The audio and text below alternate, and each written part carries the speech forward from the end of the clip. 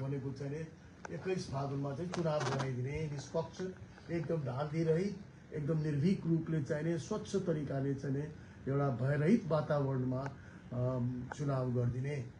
चुनाव गरेर चाहिँ नि जुन इलेक्टेड गभर्मेन्ट आउँछ चुनावबाट उहाँलाई चाहिँ हामीले बडा पिसफुली चाहिँ सबै ह्यान्डओभर गरिदिने र उहाँलाई यो जिम्मा दिने भन्ने कुरा चाहिँ सधैँ छ। सबभन्दा मोस्ट इम्पोर्टेन्ट म्यान्डेट। अर्को म्यान्डेट फेरि एकदमै इम्पोर्टेन्ट छ, जो अब यो सुशासन कायम गर्ने र बेथितिलाई नियन्त्रण गर्ने। बेथिति जुन यहाँ व्याप्त छ उसको लागि त्यो आन्दोलन भयो, यो भएको नि भ्रष्टाचारहरूको कुराहरू कति आए होइन हो, यसलाई नियन्त्रण गर्नको लागि पनि हामीले चाहिँ योगदान पुर्याउनु पर्छ भन्ने कुरा चाहिँ हाम्रो मेन छ।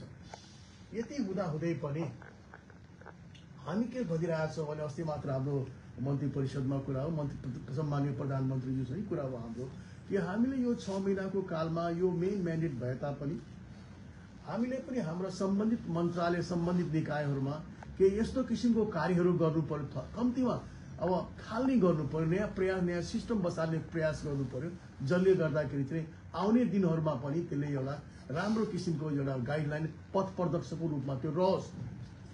जस्तै अहिले यहाँले भन्नुभयो कि चाहिँ मलाई अलिक दुःख लाग्यो कि चाहिँ कृषि पत्रकार साथीहरू भनेको चाहिँ एकदम इम्पोर्टेन्ट विङ हो कृषि मन्त्रालयको लागि। यहाँ भएका राम्रा कुराहरू र यहाँ भएका कमी कमजोरीहरू सबैलाई चाहिँ नि अगाडि बढाउने र राम्रा राम्रा कुराहरूलाई किसानहरूको घर दैलोसम्म पुर्याइदिनको लागि यो यस्तो माध्यम हो जसलाई चाहिँ हामीले बढीभन्दा बढी सदुपयोग गर्नुपर्छ भन्ने कुरा चाहिँ मलाई त पुरा यसमा चाहिँ हुन्छ। तर अब तपाईँहरूको कुनै कारणले चाहिँ हुन सकेन, अब तिक्ता भयो भन्ने किसिमको कुराहरू आएको छ, त्यसको लागि म दुखी छु। र चाहिँ जतिसम्म सकिन्छ हामी सहकार्य भएर गरेर जाउँ, तर हामीले यो बुझौँ कि हाम्रो म्यान्डेट के हो र हामी कुन हदसम्म चाहिँ यहाँ अगाडि जान सक्छौँ भन्ने कुरा पनि यहाँहरूले बुझ्नुहुन्छ, यहाँहरूले त्यही अनुसार चाहिँ सोच्नु पनि हुन्छ भन्ने मलाई लागेको छ। अब अहिले यहाँ के छ भनेदेखि चाहिँ अब तपाईँहरूले कतिपय एक्जाम कुराहरू गर्नु, एउटा डिजिटल कुराहरू गर्नुभएको छ।